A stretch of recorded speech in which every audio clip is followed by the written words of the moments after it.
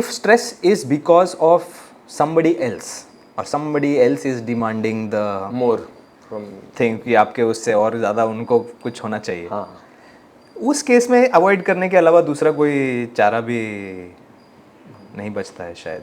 इसी इसमें दोनों पर्सपेक्टिव्स बहुत अच्छे हैं। एक पर्सपेक्टिव तो डेफिनेटली ये है कि अगर आपकी लाइफ में स्ट्रेस है तो आप ये सोचो कि अपने आप को एनलार्ज कैसे कर सकते हो उसको ग्रो करने के लिए, तो दैट हैज़ अ वैल्यू।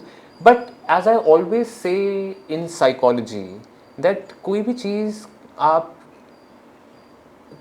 एक तरह से ही चलते चलते एक्सट्रीम पॉइंट पे उसके नहीं जाना चाहिए, मतलब there is always a balance in life, you know. So the other balance is कि you also need to respect, you know, that at what point in life आप कितना जेन्युइनली कर सकते हो। ठीक है, उसको थोड़ा थोड़ा एनलार्ज करने की, ग्रो करने की ज़रूरत होनी चाहिए, but you should not be like, you know, कि जैसे सो फॉर इंस्टेंस कि अगर अभी तक आपकी बहुत शेल्टर्ड एग्जिस्टेंस रही है, you are just taking elevators, you are not even taking staircases, तो you can not straight away sign up कि मैं माउंट एवरेस्ट क्लाइंब कर लूँगा, right? You need to also respect कि आज मेरे से कितना हो रहा है, हाँ मैं कितना ग्रो करना चाहता हूँ, and that growth will come with the passage of time.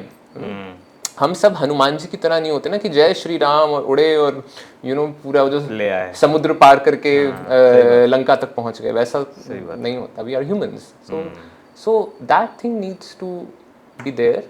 And also जहाँ ये बात आती है कि कोई आपसे कुछ डिमांड कर रहा है, यू ऑल्सो नीड टू सी कि उस डिमांड की फेयरनेस क्या है, weather that's a fair demand और एन अनफेयर डिमांड।